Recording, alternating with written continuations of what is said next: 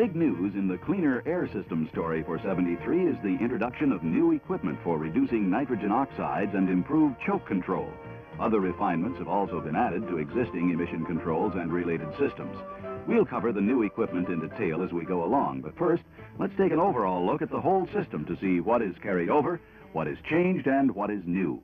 The cleaner air system now includes the following: closed crankcase ventilation, evaporation control, heated intake air, engine and carburetor modifications, air injection, exhaust gas recirculation, and orifice spark advance control. The closed crankcase ventilation system remains essentially unchanged. It provides positive flow from the air cleaner through the engine to pick up crankcase vapors and deliver them to the combustion chamber where they are burned.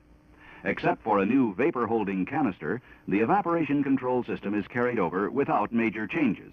This closed system seals in liquid fuel and vapors to prevent their escape to outside air from the carburetor and tank. The canister now has only 3 line connectors and no longer includes a purge line valve. Some high-performance models continue to use the earlier 2-stage canister with 4 connectors. The heated intake air system is also carried over. With this system, the air entering the carburetor is heated in cold weather to give warm weather drivability with reduced emissions during warm-up. Under engine changes, the induction-hardened exhaust valve seats introduced last year are now used on all Chrysler-built passenger car engines. This feature, as you know, reduces valve seat recession, which can result from using lead-free fuel. The modified camshaft with extended overlap design is also continued. The greater valve overlap causes some dilution of the incoming mixture to lower peak combustion temperatures and reduce emission of nitrogen oxides. The 318 V8 for 73 has a 2-level intake manifold which improves middle-speed engine performance without reduction of emission control. The Thermoquad 4-barrel carburetor introduced on 340 and some 400 V8 models is now also used on all 440s. As you know, the plastic main body of this carburetor reduces heat transfer to the fuel, so fuel metering and mixture control is more precise than in all metal carburetors. The air injection system is continued on California models with the 225-6 and 440 standard V8. It is now also used on the 360 V8. This system adds a controlled amount of air at the exhaust ports to reduce hydrocarbon and carbon monoxide emissions.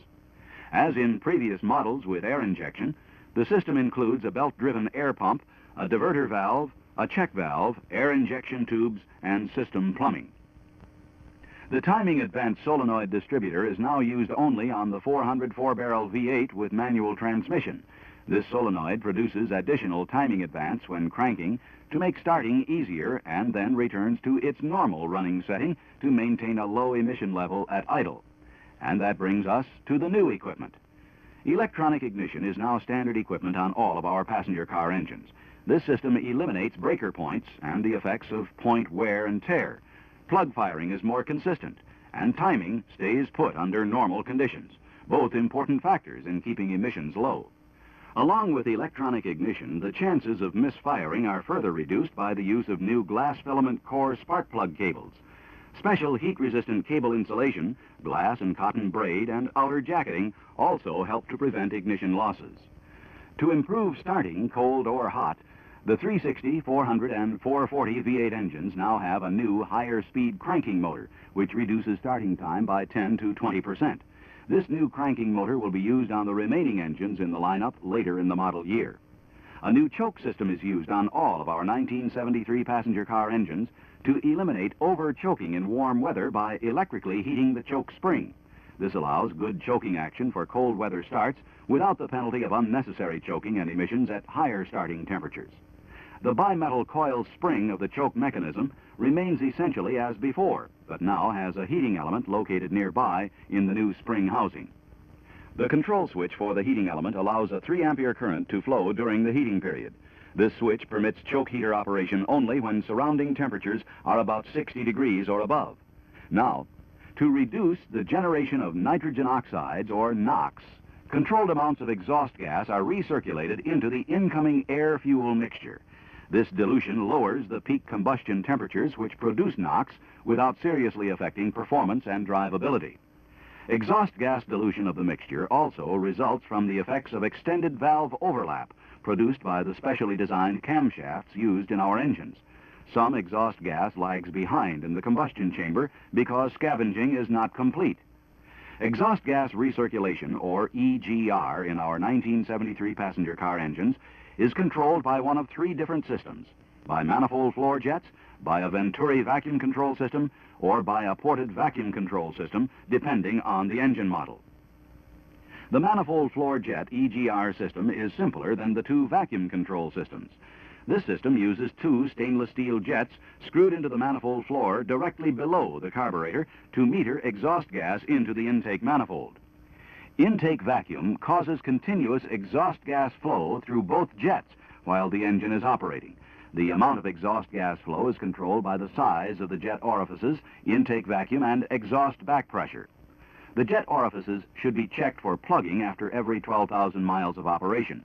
You can view the jets through the carburetor by removing the air cleaner and holding the choke and throttle valves wide open.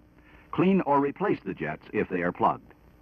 Now, unlike the fixed metering of the floor jet system, both of the vacuum control EGR systems modulate the flow of exhaust gas into the intake manifold through a vacuum-operated EGR control valve. These systems differ, however, in the means used to control the valve operating vacuum. The EGR valve in both systems is a simple poppet type, which is opened by controlled manifold vacuum and closed by a spring in the vacuum actuator. It is designed to close when operating vacuum drops to the level that is normal during wide-open throttle operation.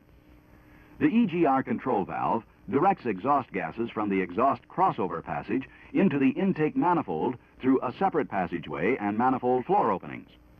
The size of the floor openings in this system does not control gas flow.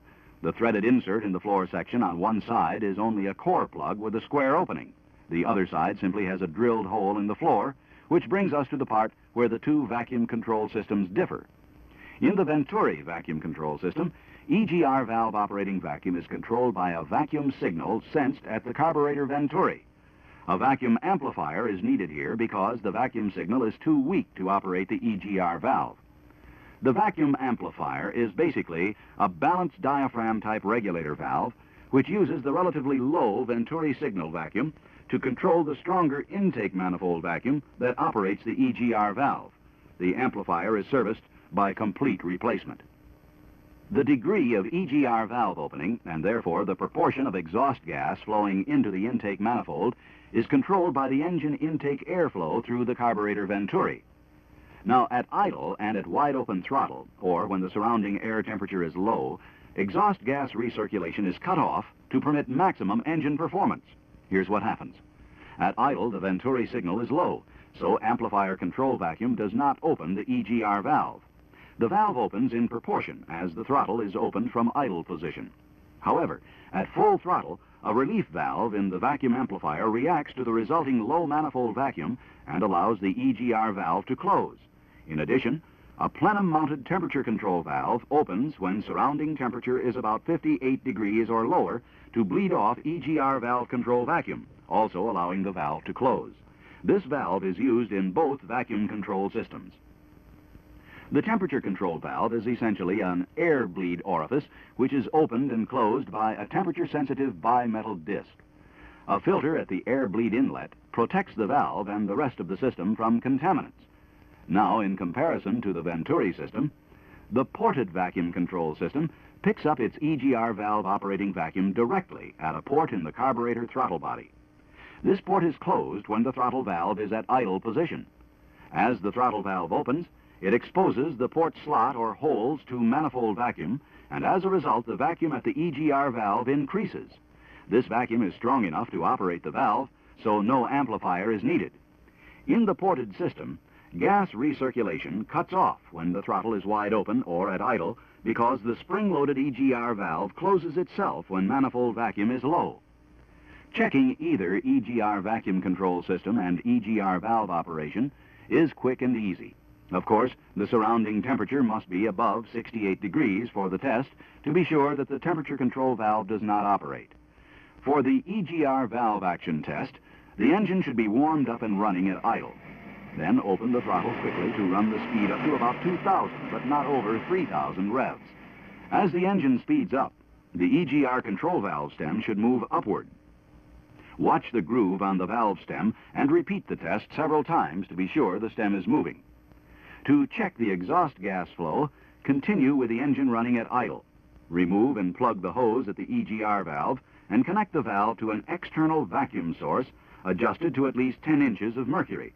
If idle speed then drops about 150 revs or more, the exhaust gas recirculation is okay.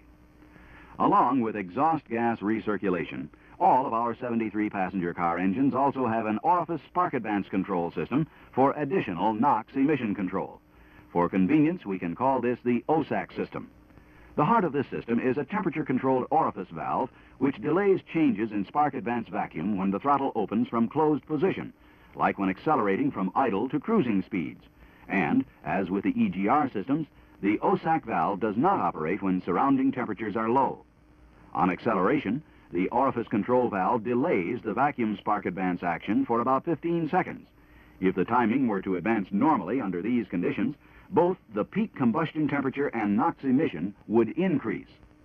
When moving back from park throttle to idle during deceleration, the orifice valve does not restrict vacuum advance changes, so there's no delay.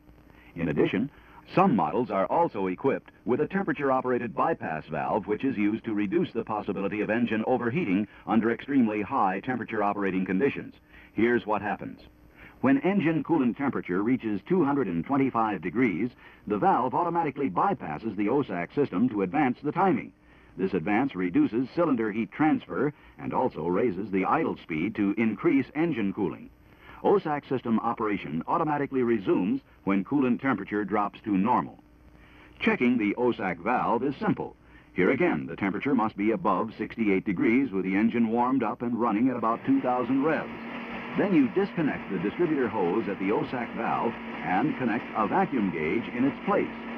If the OSAC valve operates properly, the vacuum indication will increase gradually to a stabilized level in about 15 seconds.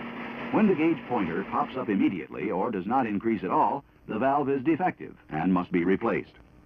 And that's how the cleaner air system shapes up for 73. As a parting thought, keep in mind that each new component added to the system further narrows the tolerances of settings and adjustments more than ever before.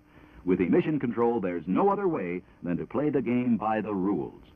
There's more on cleaner air system servicing and troubleshooting in your service manuals and in the reference books for this session.